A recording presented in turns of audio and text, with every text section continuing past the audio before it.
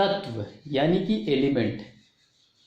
तत्व वो चीज़ है जो एक ही चीज़ से बना होता है, जैसे कि हाइड्रोजन एक ही चीज़ से बना हुआ है, कैल्शियम एक ही चीज़ से बना हुआ है। जो एक ही चीज़ से बना होता है और जिसका एक पर्टिकुलर फार्मूला है, जिसका एक पर्टिकुलर नाम दिया गया है, जैसे कि हाइड्रोजन का H है, कैल्शियम का C है, ठीक है, फास्फोरस का P है, क्लोरीन का Cl है। इस तरह से एक नाम दिया गया है जिसका, उसे एलिमेंट बोला जाता है। अभी तक तकरीबन अराउंड 115-120 एलिमेंट्स खोजे जा चुके हैं और उन सब का नामकरण किया जा चुका है। सो ये अब और ज़्यादा आपको समझ आएगा जब इसको समझाऊंगा। देखें, यौगिक यानी कि कंपाउंड, जब दो या दो एलिमेंट्स को मिला दिया जाता है, मिक्स कर दिया जाता है, तो वो बन जाता है एक प्रकार का कंपाउंड, ठीक है, यानी कि यौगिक। इसका सटीक उदाहरण है जैसे कि सोडियम एक एलिमेंट है और क्लोरीन भी एक एलिमेंट है।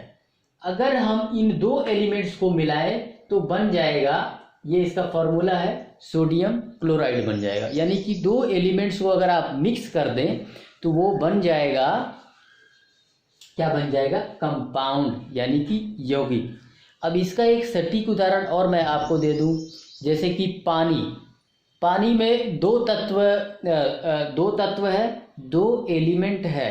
क्या क्या है? एक तो हाइड्रोजन एलिमेंट है, ठीक है, और दूसरा है ऑक्सीजन। यानी कि हाइड्रोजन एक एलिमेंट और ऑक्सीजन एक एलिमेंट, ये दो एलिमेंट ऐसे मिल गए तो बन गया पानी। तो ठीक इसी प्रकार से अब एक उदाहरण और दे देता हूँ आपको इसको समझने के लिए। यहाँ हमारे स्टमक में हाइड्रोक्लोरिक एसिड निकलता है खाने को डाइजेस्ट करने के लिए। अब आप अपना माइंड लगा के बताएं कि हाइड्रोक्लोरिक एसिड एक एलिमेंट है या एक कंपाउंड है, एक तत्व है या यौगिक है? आप बताएं जरा। देखें, इसमें दो एलिमेंट है, एक तो हाइड्रोजन है, ठीक है, फॉर्मूला क्या होता है HCl का, मैंने यहाँ लिखा भी हुआ है, नहीं लिखा हुआ, चलिए कोई बात नहीं, हाँ ये लिखा हुआ है, देखिए HCl का, ठीक है। This is hydrogen and this is chlorine. जब इन दोनों को मिला दिया तो बन गया हाइड्रोक्लोरिक एसिड। तो ठीक उसी प्रकार से ये पानी का भी मैंने आपको समझा दिया। सो आई होप ये आप समझ गए होंगे, जब दो एलिमेंट्स को मिला देते हैं तो ये बन जाता है कंपाउंड यौगिक। अब आगे नेक्स्ट एक चीज़ और आपको समझा। देखिए, अगर एलिमेंट नहीं समझ आ रहा ना तो मैं दोबारा आपको बहुत डेप्थ में समझा देता हूँ। देखिए, ये सब एलिमेंट्स हैं और देख रहे हैं ये इनका सिंबल बना हुआ है, H फॉर हाइड्रोजन, ये हीलियम है, ये लिथियम है, beryllium, boron, carbon, nitrogen, oxygen, fluorine, neon, sodium, ये सारा जो है देख रहे हैं, आयरन, मैग्नीशियम, मैंगनीज, ठीक है, क्रोमियम, ये सारा देख रहे हैं, कैल्शियम, ये देखिए एक सिंबल बना हुआ है इसका, ठीक है। और इनका ये परमाणु क्रमांक भी है, एक इसमें एक प्रोटॉन है, इसमें दो प्रोटॉन है, तीन प्रोटॉन है, चार प्रोटॉन है, पांच प्रोटॉन है, 6 प्रोटॉन है। आप समझ रहे हैं? तो इस तरह से ये सारी चीज़ें 115-120 जो है टोटल अभी तक डिस्कवर हो चुका है अराउंड, ठीक है, ऊपर नीचे हो सकता है थोड़ा बहुत। 115 से 20 जो है एलिमेंट्स अभी तक डिस्कवर किए जा चुके हैं। ये मैंने आपको ये देखिए 26 लिखा हुआ है केवल आपको दिखाने के लिए, ठीक है। तो अभी एलिमेंट क्लियर हो गया, ठीक है। और जब इसी प्रकार से दो एलिमेंटों को ऐड कर देते हैं तो वो बन जाता है कंपाउंड यानी कि तत्व। आइए आगे बढ़ते हैं हम। मिश्रण क्या होता है? देखिए, इसमें कोई ना फार्मूला नहीं होता है, इसमें कोई फार्मूला नहीं है। अब मैं एक उदाहरण देता हूँ, वायु, ठीक है। वायु में बहुत सारी चीज़ें, उसमें नाइट्रोजन भी है, ऑक्सीजन भी है, कार्बन डाइऑक्साइड भी है और कई सारे उसमें जो है चीज़ें मिली हुई है। So we can't calculate exactly एक वायु में कितनी कितनी चीज़ें जो है घूम रही, बहुत सारा फार्मूला बन जाएगा, ठीक है। तो उसको हम क्या बोलते हैं कि भाई मिक्स है, इसमें बहुत सारी चीज़ें मिली हुई हैं, मिक्स है, ठीक है। दूध है, दूध में भी बहुत सारी, इसमें कार्बोहाइड्रेट भी, फैट भी, इसमें विटामिन भी है, मिनरल भी है, उन सब का फिर आप कैलकुलेट करते फिरेंगे। सो बहुत ज़्यादा it is very difficult to calculate, ठीक है, फार्मूला लगाना बहुत मुश्किल है। अब एक चीज़ और आप कह सकते, ये शरीर, आप इसको कैलकुलेट कर सकते हैं? नहीं कर सकते, इसमें बहुत सारी चीज़ें हैं, ठीक है, बहुत सारी चीज़ें हैं। सो पानी भी है इसके अंदर, ये कैल्शियम भी है और अनेकों प्रकार की चीज़ें इसके अंदर, सो हम कैलकुलेट नहीं कर सकते। ये क्या है, तो इसे आप मिश्र कह सकते हैं, मिश्रित चीज़ें कह सकते हैं। तो आइए नेक्स्ट आगे हम समझते हैं इलेक्ट्रॉन ऊर्जा प्राप्त कहाँ से करता है। ठीक है, देखिए जैसे कि ये न्यूक्लियस होता है, ये नाभि होती है, और इसके अगल बगल में इलेक्ट्रॉन्स घूमते हैं। ठीक है, इसके इधर उधर, तो अब ये घूमते रहते हैं, तो इनको ऊर्जा कहाँ से मिलती है। ठीक है, मन में क्वेश्चन आता है कि ऊर्जा कहाँ से प्राप्त करते हैं। तो देखिए ये ऊर्जा प्राप्त करते हैं, ये इसके भीतर प्रोटॉन और न्यूट्रॉन होते हैं। ठीक है, तो इस प्रोटॉन से ये इलेक्ट्रॉन जो यहाँ पे घूम रहे होते हैं, ये यहाँ से इससे ऊर्जा प्राप्त करते हैं। देखिए प्रोटॉन हमेशा प्लस चार्ज होता है और इलेक्ट्रॉन हमेशा नेगेटिव चार्ज होगा। केमिस्ट्री में प्लस चार्ज का मतलब कि दे देना, डोनेट कर देना, लो भैया ले जाओ, और इलेक्ट्रॉन नेगेटिव चार्ज होगा। नेगेटिव, जहाँ भी नेगेटिव आ गया तो वो लेगा, भाई मैं तो लूँगा। ठीक है, अगर माइनस का साइन आ गया, नेगेटिव का साइन आ गया, तो आप समझ जाओ कि वो लेने वाला है, वो लेगा। और जहाँ प्लस आ गया वो दे देगा, वो बहुत ज़्यादा अमीर है, बहुत ज़्यादा धनी, वो दे देगा, ले जाओ मेरे पास ज़्यादा एक्स्ट्रा है। सो ये पॉजिटिव चार्ज नेगेटिव चार्ज भी आपको समझ आ गया, और ये भी समझ आ गया कि इलेक्ट्रॉन ऊर्जा प्राप्त कहाँ से करता है, तो वो न्यूक्लियस के प्रोटॉन से प्राप्त करता है, न्यूक्लियस से प्राप्त करता है। ठीक है, ये आंसर मिल गया आपको।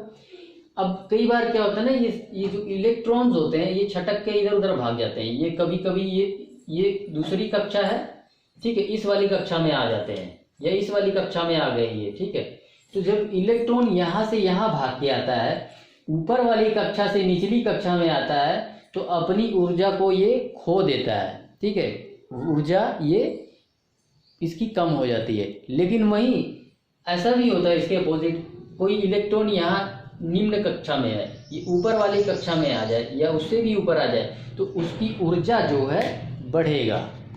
देखिए मैंने आपको समझाया होगा कि ये किसी भी पदार्थ का ये न्यूक्लियस होता है ऐसे। ठीक है, यहाँ पे प्रोटॉन और न्यूट्रॉन्स होते हैं इसके बाहर जो है इलेक्ट्रॉन्स ऐसे ऐसे चक्कर लगा रहे होते हैं।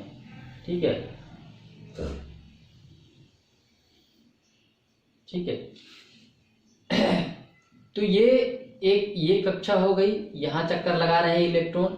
एक ये कक्षा हो गई, यहाँ इलेक्ट्रॉन चक्कर लगा रहे हैं। एक कक्षा यहाँ हो गई, ऐसे ऐसे जो है इलेक्ट्रॉन्स चक्कर लगाते रहते हैं। ठीक है, अब इसमें क्या है, एक जो है साइंटिस्ट हुए, उनका नाम है बोरबरी।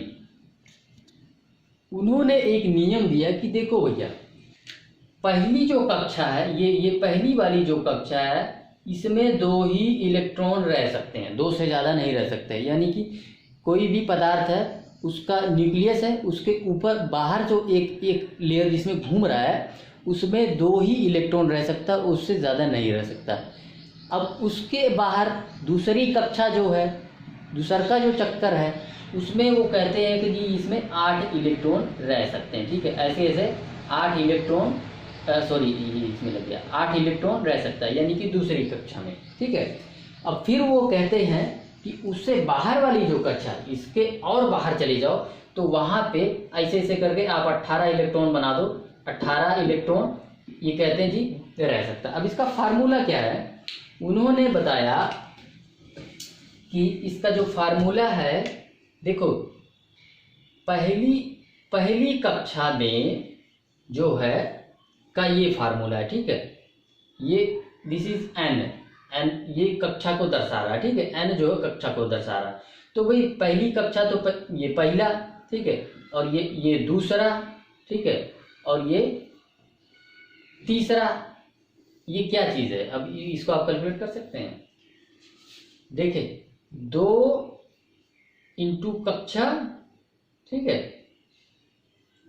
Into 1 minute,